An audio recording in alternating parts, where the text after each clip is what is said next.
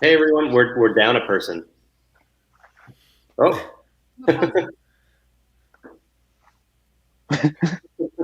She was posing. So we are talking about Black Widow tonight. Welcome, first of all, welcome to another LP movie club. We've done some Marvel movies before. This is almost our typical Marvel group, but we've got Kyle instead of. Hey, I pointed the right way that time. There we go. Kyle instead of Jeremiah. So Jeremiah decided to suffer through all of the X-Men movies, but miss the new MCU movie. So good for him. Uh, this is our first time talking about a Marvel Cinematic Universe movie because this is the first release of a new MCU movie since we started doing LP Movie Club. So, first question I want to ask you guys is, how did everyone watch this? We had it released in theaters and on Disney Plus with Premiere Access. So, what did we all do here? Mike. I saw it at a press screening at the El Capitan Theater a couple weeks ago. Yeah, real fancy. Got to see it ahead of time before the rest of us. And uh, We we got Disney or Premiere Access. So he was confirmed. Kyle's like, what's the credit card that you used for the Disney Plus subscription?" And I was like, "What are you doing?" And he's like, "I'm getting the movie." And Kyle, if you could go ahead and answer that question now on the air, and make sure you are very slow with all the numbers so I can write them all down. well, I still plan on seeing it in theaters, but because we wanted to make sure we got a chance to see it and not make a big production out of it, so we ordered it, and then it worked out because then my dad came over that day. He was visiting, and we all sat and watched it on the couch as like a preview before we go to the actual experience of seeing it in the theater. Yeah, I'm with you. I wanted to go see it in the theater as well, but decided to do Premiere Access on Disney Plus because I've already watched it like 2.5 times now. So and I'll probably watch it a bunch more before I even get a chance to see it in the theater. So I love Premiere Access, to be honest. It's something definitely worth taking advantage of. So Do you now get that a cut we're of that? into the actual movie here, what was everybody's thought? A quick. What was that? I was just asking if you got a little taste Sorry, of having a the little bit of a Disney technical difficulty here, I Premiere guess, on my Access. end. It's all right. Never mind. He gets a taste of the Premiere Access. He's This he's is such a actually shill. this is actually the second time I've used it after Raya and the Last Dragon. So used Premiere Access before, but what was everybody's overall thoughts on the movie before we really dive into specific details here? Mike, we'll start with you. I liked it for the most part. I think I liked the beginning the most, and it kind of tapered off for me by the end when it became all about just stuff blowing up. I lost interest a little bit, but I really liked the opening sequence when I guess we're going into spoilers here, right? So the family's like spies, Russian spies living in America in the 90s. I really liked that part. I liked the mood of it. I liked the lighting of it. I liked the like de-aging on David Harbour and Rachel Weisz was actually like really effective. That really set a great tone, I thought, for the movie. And then I liked the cast a lot, pretty much through the whole thing. I just think like when it devolved into just being about the action, I kind of drifted off a little bit, but otherwise I enjoyed it. Yeah, I agree with Mike 100%. I really loved that opening sequence, and I liked when the girls were doing their like little bridges, like their little when they're on their hands and bent over and everything. That I used to do that in gymnastics, so I was like instantly like, "This is so great." I remember being that age and doing that. But and I really like the song American Pie, so the fact that that was right there in the beginning, I'm like, okay, I'm sold. But overall, I did enjoy the film. It exceeded my expectations.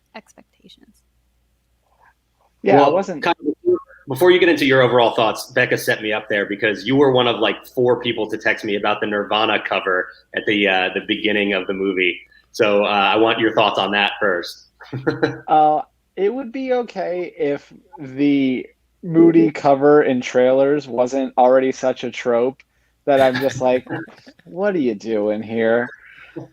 Like, I don't know, that I forgot about that, honestly, because I also enjoyed the movie more than I thought I would. I wasn't not looking forward to it. I just didn't think it was going to be that exciting, but I really liked the beginning and most of it. And I also agree with Mike that once it was just, there's also a couple of parts I found a little bit laughable, which we could talk about.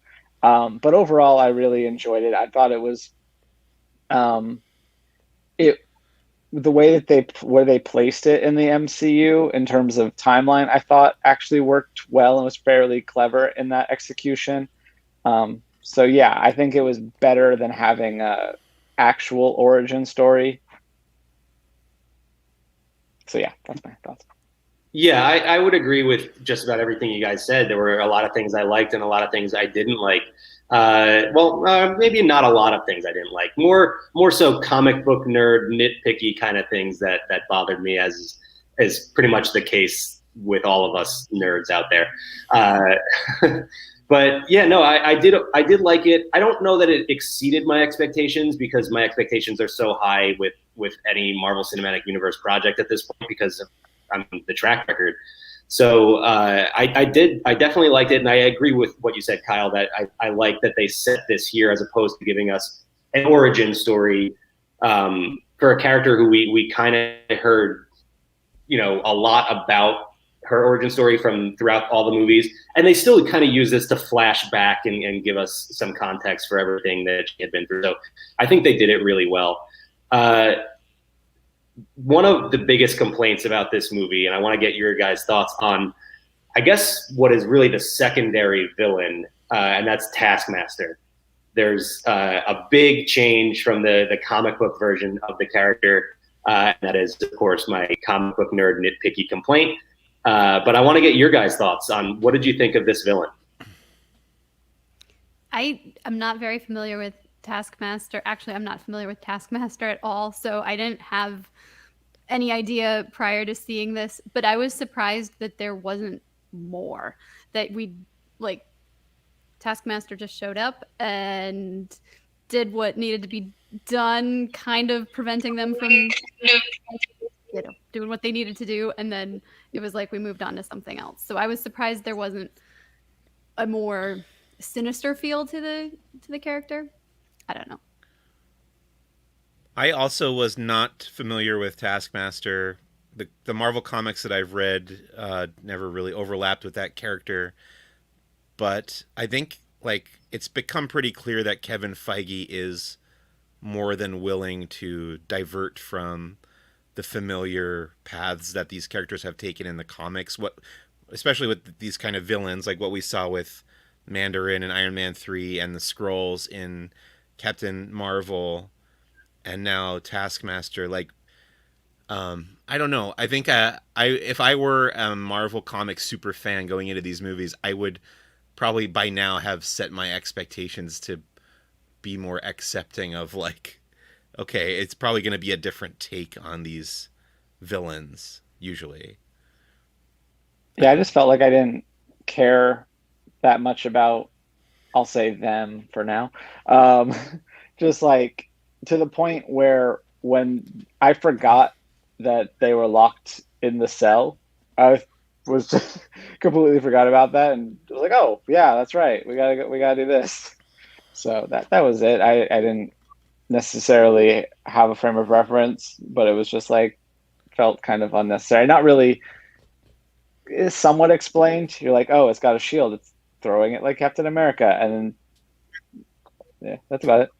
That's the only style that I thought was obviously mimicked. Yeah, there were definitely there was the Hawkeye, bow and arrow stuff, and there was the Black Panther claws.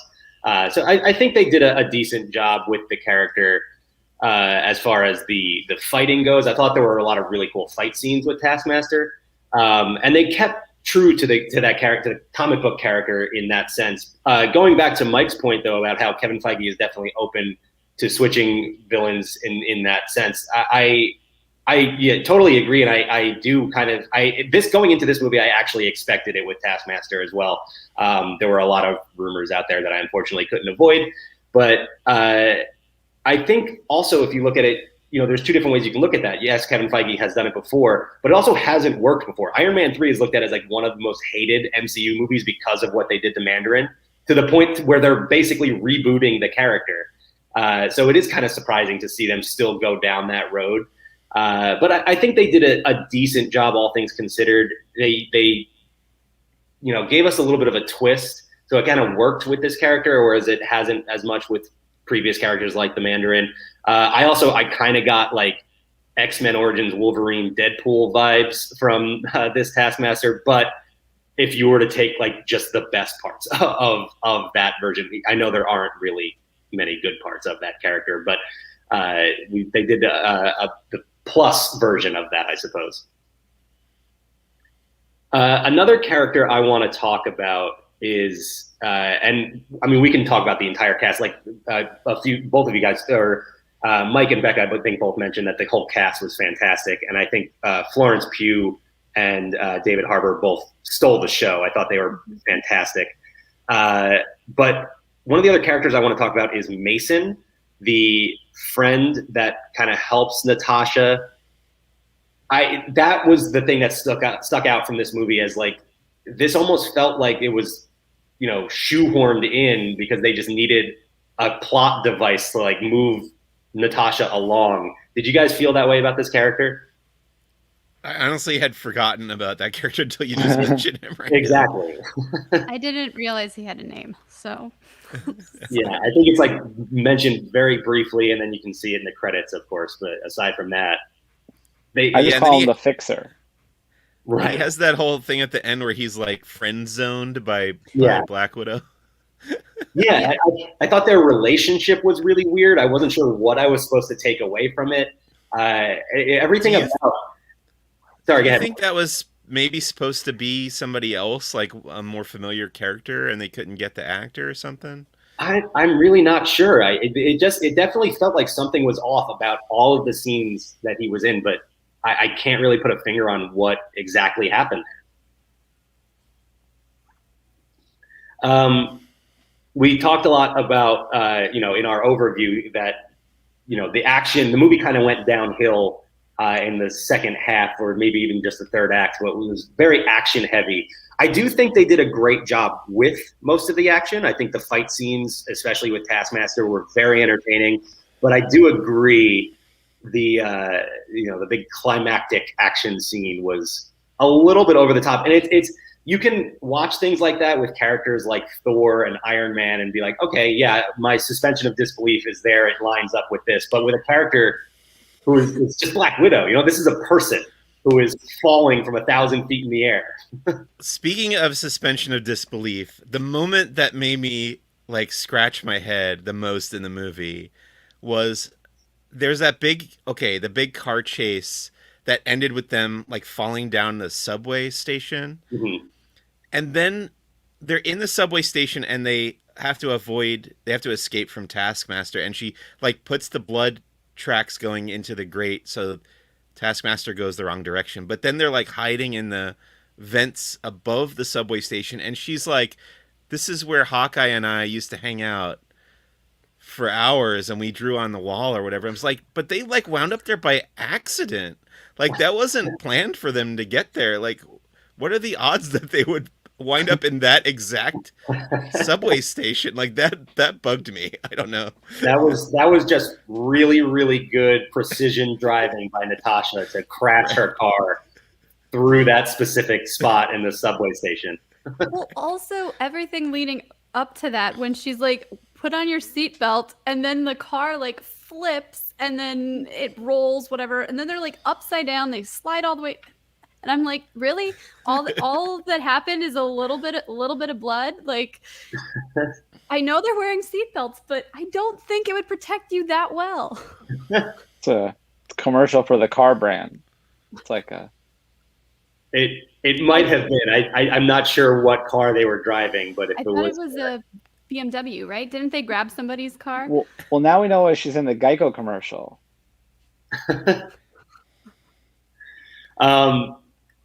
This movie, and this is a thing that shouldn't surprise me anymore with the MCU because all of the projects have made me laugh.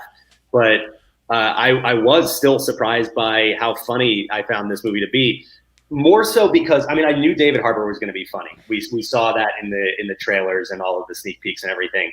But Florence Pugh, Yelena Belova, she caught me off guard with how funny she was. The calling Natasha a poser and then talking, being very excited about how many pockets she had in her vest.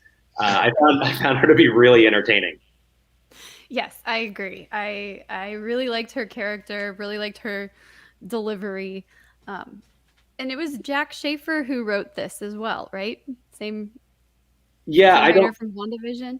I don't know. I would have to go back and look to see if she was the only writer or the head writer or what. But I know she was the head writer on WandaVision. But I would have to look up to see what her specific role was with Black Widow.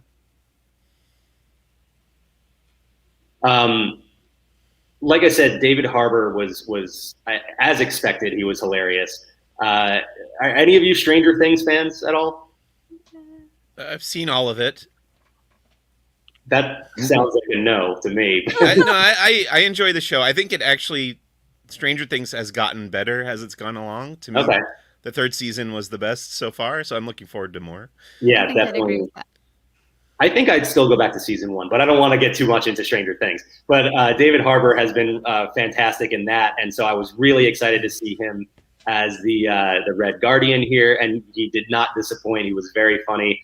Off the top of my head, this just came to my mind right now. There was a fun little Easter egg when he is having a conversation with Yelena, and she talks about him bragging about his years as the Crimson Dynamo, and he corrects her and says it was the Red Guardian. Crimson Dynamo is actually another character in Marvel Comics from that same team, the Winter Guard, this Russian Avengers team. So pretty cool little nod there. But I have to thank this character for totally justifying my fear of arm wrestling. I love that they put that scene in there. And I can't wait for Doobie to see this and then stop mocking me for my fear of arm wrestling. Yes, yeah, I was surprised when the really tall guy came and sat down. I was like, oh boy, here we go, and it was like, nope. Alexi's the best at this. I mean, he's also like a super soldier, though, right? So he's kind of cheating, isn't he? Oh yeah, absolutely cheating. It is not fair at all. It's kind of funny, too, how as the MCU has progressed, it started with Captain America First Avenger. It was like, this is it. This is the super soldier serum. It only worked here once. And we keep finding more and more super soldiers. Granted, it's failed in different ways. Like Red Guardian is clearly not living up to Captain America. But it's still like there's so many super powered individuals that got their abilities through those same means. Mm-hmm. Another thing that Falcon and the Winter Soldier spoiled for us. Well, yeah, and we will discuss that a little bit as we get to the post-credit at the end here. But another character I wanted to talk a little bit about is Dreykov, the bigger villain behind Taskmaster. First of all, I want to go back to Avengers and how the interrogation scene where Black Widow is interrogating Loki really sets this movie up almost more so at least than Civil War, because Loki specifically, she's talking about and one of the weirdest like loose threads from Avengers is Black Widow talking about, I got red in my ledger and I want to wipe it out. And she says that a few times. And it was kind of this weird, like, okay, well, are we going anywhere with that? And it took years to get to it. But Loki specifically says to her, can you wipe out that much red? He basically says, I know what you've done. Dreykov's daughter, Sao Paulo, the hospital fire. So setting up what she did that we saw in this movie when she treated Dreykov's daughter as collateral damage. And so that, sets up this whole story with this villain. What were your thoughts on Dreykov as sort of the the villain, the guy in the chair, but the villain version. That's a good way to put it. Gentlemen. I didn't have many thoughts about him, quite honestly. It worked for me. Like I like that that he really only has like those couple of scenes aside from some iPad shots. Yeah, but I didn't have strong feelings about him, which is kind of, I guess, the opposite of what you want, since he's such, like, she obviously has feelings about him, but right. Yeah, Mike, I think I agree. Yeah, kind of similar to Taskmaster, not a terribly memorable villain, but I do like that actor Ray Winstone. He just didn't have a lot to do, I guess. It was really more about establishing her history and right. getting to spend some time with the new characters and that like little faux family that they have. Becca, just to that point, like we've talked a little bit before about how this is kind of a low stakes film because you know what comes after, at least in terms of Natasha's storyline. right. So yeah, I didn't feel incredibly threatened or I don't know, scared by the character, like, because I figured there would be a resolution, or at least as far as it concerns her, whatever she's gonna do, she's gonna be satisfied with having completed that because she's moved on to something else. I have a question. Yeah. How do you guys feel about the device in the MCU, this like tech that they have that's like that face mask that makes you look like like Mission Impossible? Like they do this in Star Wars too. In the cartoons, there's like all sorts of different ways where you can make yourself look and sound like other people. And to me, it's like one of my storytelling pet peeves because it just throws everything out the window, because after that anyone could be anyone at any point, like I just hate that. I don't know. Yeah, no, I agree. And after I thought it worked in Captain America: The Winter Soldier when they used it for the first time. I think bringing it back again and again, it's especially only going to complicate things when we're getting into a series where there are aliens that can impersonate anybody. Right. So that's really just gonna, like they have to get rid of that now. They can't keep bringing that up when we're gonna get into Secret Invasion. Right. But real quick on Dreykov, I had no problem. I guess, you bring up sort of a bigger issue with the movie as a whole, is that we didn't really get to see enough from the villains for them to really be memorable or for us to connect. I guess you're not really supposed to connect with the villain, but, in some way at least. So we didn't really get to see enough of Taskmaster or Dreykov. But aside from that, I didn't really have too many problems with him until the pheromone mind control powers, which it's a weird power set to give to this otherwise unpowered individual. And also, especially when you're taking it the exact power set from a villain we've seen not in the MCU anymore, I guess, but in Jessica Jones. If anybody watched that Netflix series, Kilgrave, that is exactly what he does. So it was weird to throw that in there. They could have at least explained it somewhat differently than what they did, I thought. But yeah, I thought it was a strange choice. Also, like, would slamming your head on a desk sever your nerve? I guess breaking your nose does that. I don't know. I'm not a scientist. I did call that. Hold your nose. Yeah. When she was just letting him beat her up, I was like, oh, I see where this is going. She's got to break her nose or something like that. Yeah. That whole scene, I liked everything around her, like, the whole pheromone thing. Everything outside of that I really liked, because especially going back to that interrogation scene with Loki, she ends the conversation with "Thank you for your cooperation," which is exactly how she ended the conversation with Loki, which is just really cool to come full circle like that. So there were a lot of cool connections like that throughout this movie, which is usually the case with an MCU project. But Yeah, I think they did a lot of things well in that sense. Another big question I have after the whole big finale where they miraculously survive falling 1,000 feet in a giant like sky station crash. This wraps up with she's releases Taskmaster from the mind control that her and all of the other widows have been in, and the family reunites. But then Ross and all of his agents show up, and Natasha tells the rest of the family to take off. The rest of the now freed Black Widows take off with Yelena, and Natasha is left standing there as Ross is approaching. We hear the sirens, and then we cut out. And then we come 2 weeks later, and she's just out on her own. What happened there? I was asking Kyle the same thing. I'm like, did she take them all down, or did she wait just long enough till everybody got away and then she ran away herself? I have no idea. Well, she went back for that hair dye. Yes, yeah, we did learn that she went, and I'm glad you brought that up because I've made fun of at least the several of the X-Men movies for feeling the need to explain a character's hair color, and they decided to do that here in the MCU. We had to see that hair dye. Why was her hair blonde in Infinity War?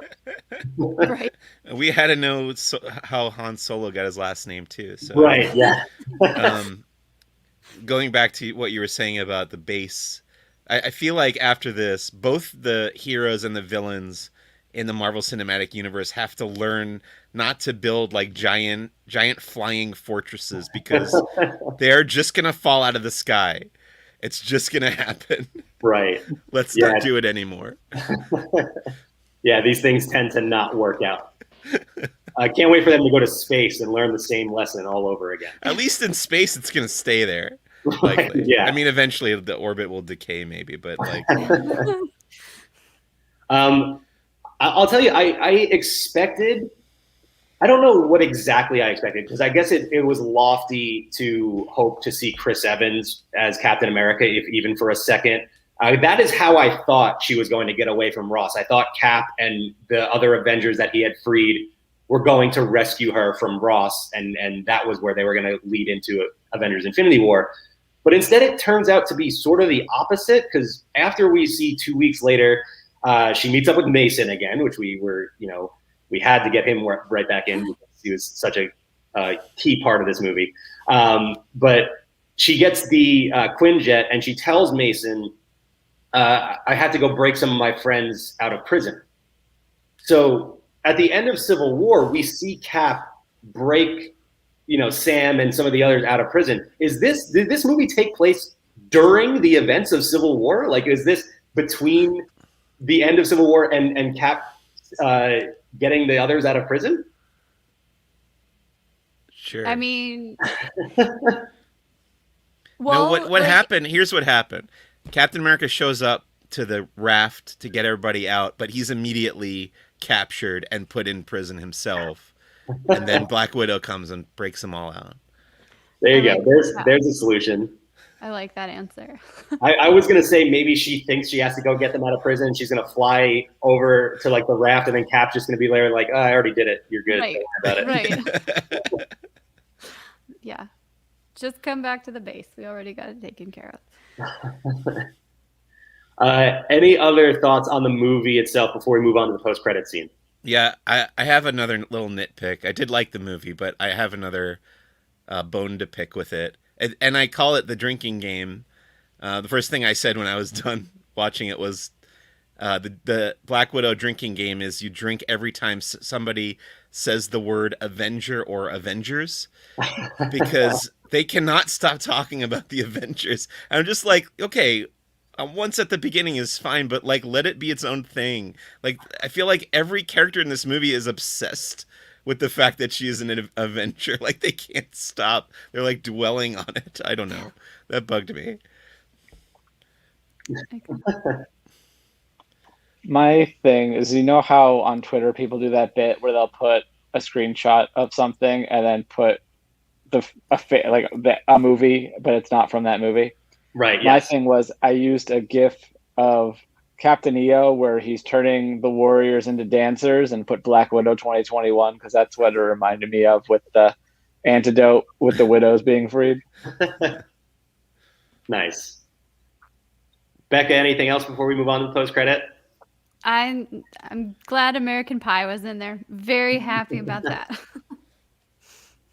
All right. I'm glad they paid that off. I didn't know if they were going to. I was like, it's got to come back up, right? Yeah. I actually, it didn't even like occur to me that it would come back in any way, but I'm glad they did bring it back that way.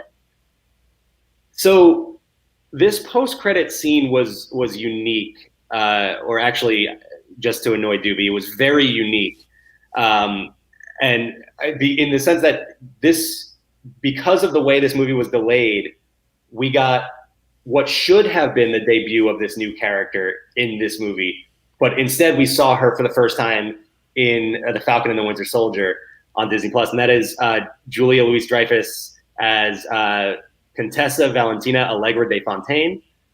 We saw her here meeting with Yelena at Natasha's grave.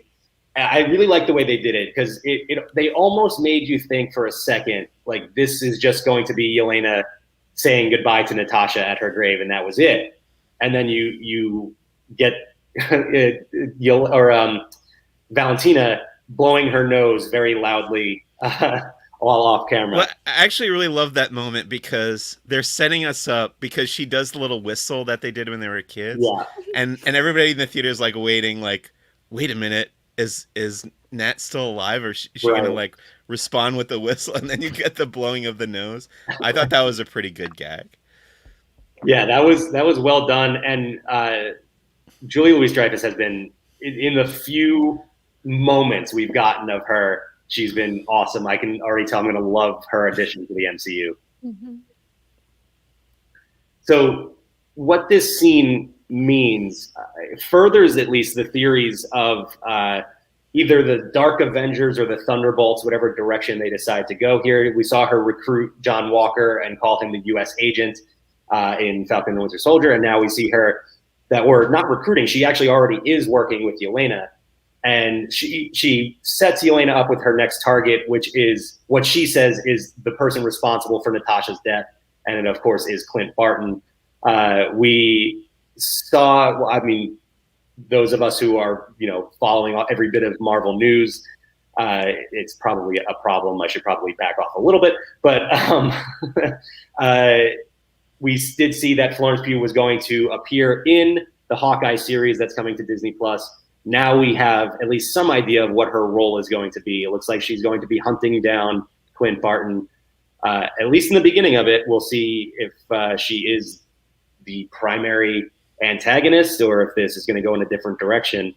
But very interesting to see where they go with this potential Thunderbolts / Dark Avengers type team that they're building here. Thunderbolts and lightning, very, very frightening. Is just throwing another cover for the soundtrack in the future. I want to hear the moody cover of Bohemian Rhapsody that plays. I'm just a poor Yeah, I can see that in the Dark Avengers trailer already. Gotta get Tom Waits to do it or something. I feel like that's where you have to go, yeah. As we're wrapping up here, speaking of trailers, my only other thought I have, I think that we didn't get to, is that I did feel like I saw a lot of this movie after watching it. It was like, especially the Taskmaster scenes. I think we talked about how that character is not really in the movie enough. I think it was also a lot of the fact that we had seen everything that this character did in all of the trailers and sneak peeks. And granted, it had been 2.5 years, it felt like, since the first anything that we saw from this movie. So that was a slight issue that I think they ran into here. Well, they kind of did that with Ghost, I feel, in Ant-Man and the Wasp. Was like you saw a lot of what she was going to do before the movie came out, and then it was like, yeah, there's not much more after that. No, I agree. I think they kept releasing clips and stuff, and I'm like, okay, what's left? Because I feel like you're showing us all the cool cool things, and I'm sure it could be even better than what we're seeing right now. But I think this is one of the great advantages that the Disney Plus shows have over the movies, because both with Star Wars and with the Marvel shows, they've been able to put together trailers from select scenes and episodes, but still leave a lot to be surprised in the show. So I really appreciate that. mm-hmm. Yeah, it just unfortunately with the movie being delayed so much, we saw so many different clips of this one. Becca, you mentioned Ghost, by the way. That's another good candidate for the Thunderbolts or Dark Avengers team. I think we might see her pop back up in the MCU in the future. But does anybody have any other thoughts before we wrap up? I think I'm good. Well, do we want to talk about Premiere Access? Disney announcing $60 million just from Premiere Access? Yeah, big numbers for Black Widow, which is, I mean, not surprising because it's the next MCU movie. You know, you kind of expect that with just about every movie they put out at this point. But given the state of things over the past year and a half, or even more than that. This is the biggest movie we've had in a very long time now. So really good to see that. And, that's talking about the theaters and Premiere Access combined. But like Becca said, 60 million from Premiere Access. I haven't had a chance. I haven't really looked into how that compares to some of the other movies that have been released with Premiere Access. But I don't think they've put out the numbers before. Right. Okay. I guess this is the first one they were proud enough of to. I think it was because I think it has something to do with they had to put a number on it, probably because of participation points with like Scarlet and stuff. There's probably people getting paid off of these numbers that they had to negotiate. That's my total speculation. That sounds right. Yeah, that would make sense. I think if I were a movie theater owner, I would be very scared and angry. Yeah. Yeah, and I mean, I will say, I said at the beginning, I loved using Premiere Access. I love watching the movie from the comfort of my own home. So definitely something I'm going to explore in the future whenever it's an option. So yeah, that's going to do it. This, by the way, we're talking about a Marvel movie, and this is the night before the finale of Loki premieres on Disney Plus. So we're going to have a lot more Marvel. 2 nights before. I know. I'm getting ahead. I'd love if it was tomorrow. Well, it's almost midnight here on the East Coast, Okay. so So, I'm almost. So yeah, we're a day and a half away from the finale of Loki, and we'll be talking about that on Marvel Time on Wednesday. And then I want to get a prediction from you, Mac, here on record. Who's the man behind the curtain for TVA? Yeah, I'm almost afraid to say it because it almost seems too obvious at this point, but it's Kang. It's got to be Kang. Okay, that's what I thought. That was my first thought. But then I see people saying, "Oh, it's Loki. It's like original Loki from the movies, maybe." Yeah, I could see them throwing a curveball at us just for the sake of getting us with that twist. But everything points to Kang right now, and the fact that Kang is going to be showing up in a future movie. They announced the casting for Kang despite the movie not coming out for a couple of years. So who's playing him? Jonathan Majors. Lovecraft. Yeah, he's the star of Lovecraft. Oh, he's good. He's real good. Yeah, he's fantastic. He'll be playing the villain in Ant-Man and the Wasp: Quantumania. So I mean, there's all signs point to Kang. That could be on purpose. That could be to throw us a curveball. We'll see. But yeah, that's where I'm going. Okay. So yeah, like I said, we'll be back to talk about Marvel Time on Wednesday. We'll be talking about the Loki finale. Kyle and I will have Zacks of Life breaking down the Loki finale. Mike will have Who's the Boss, not talking about the Loki finale. I've been talking about Loki. We've talked about Loki on Who's the Boss as well, so you never know. It's a variety show. You get into all kinds of topics. But yeah, thank you everybody for watching. We'll see you next week for another LP Movie Club. I have not prepared enough to see what our next movie is, but Check back. We'll be back. Bye.